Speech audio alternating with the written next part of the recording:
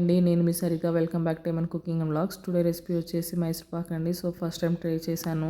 చాలా అంటే టేస్ట్ అయితే చాలా బాగుంది. షేపే సరిగా రాలేదు.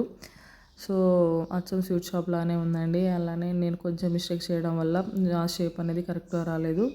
సో అది చేయకుండా మిస్టేక్ అనేది మీరు చేయకుండా ఎలా చేయాలో అయితే నేను కరెక్ట్గా చెప్తాను.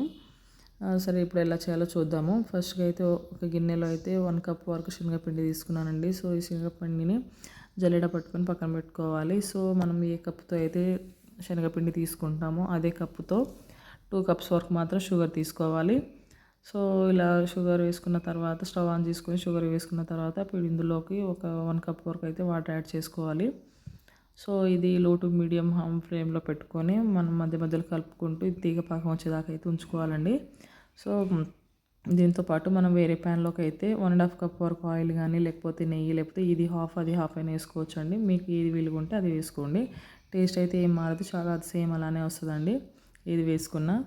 సో అది దాంతోపాటు అది సిమ్లోనే పెట్టుకొని అది కూడా హీట్ అవ్వనివ్వాలి. సో ఇది వచ్చేసి మనం కలుపుతూ ఉంటే మనకు ఇప్పుడు తీగ పాకం వచ్చేలాగా చూసుకున్న తర్వాత తీగ పాకం వచ్చేసిన తర్వాత ఇప్పుడు ఇందులోకి మనం శనగపిండి యాడ్ చేసుకోవాలి. ఇలా తీగ పాకం రావాలి. ఇలా వచ్చిన తర్వాతనే ఇప్పుడు శనగపిండి యాడ్ చేసుకోవాలి. సో చేసుకున్న తర్వాత అయితే ఇది 5 మినిట్స్ వరకు మాత్రం కంటిన్యూ కలుపుతూ ఉండాలండి. విస్కర్తో కలిపితేనే మనకు అందులో ఉన్న ఉండలు లేకుండా నీట్గా అంటే మంచిగా కలిసిపోతుంది పిండి అనేది.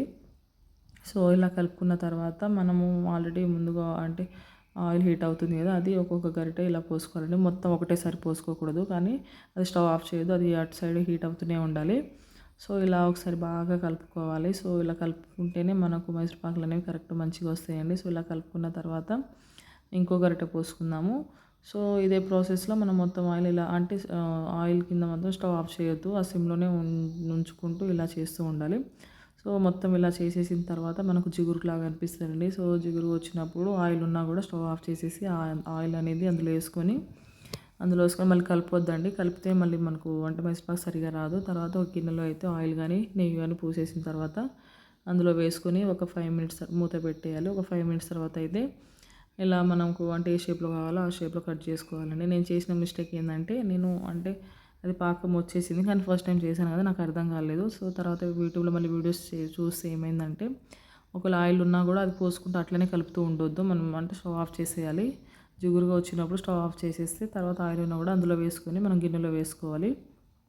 అప్పుడే మనకు కరెక్ట్ అంటే మైసూర్ పాక్ అనేది వస్తుంది. షేప్స్ కూడా చాలా బాగా వస్తాయండి. సో టేస్ట్ అయితే చాలా బాగుంది. సో నచ్చితే లైక్ చేయండి, షేర్ చేయండి. అలానే మీరు ఒకసారి ట్రై చేసి మీకు ఎలా వచ్చిందో కామెంట్ చేయండి. ఎవరైనా కొత్తగా నా ఛానల్ చూస్తున్నట్టయితే సబ్స్క్రైబ్ చేసుకోండి. కానీ టేస్ట్ అయితే నిజంగా చెప్తున్నా చాలా బాగుందండి. కొంచెం స్వీట్ షాప్ టేస్ట్ ఏముంది. Thanks for watching.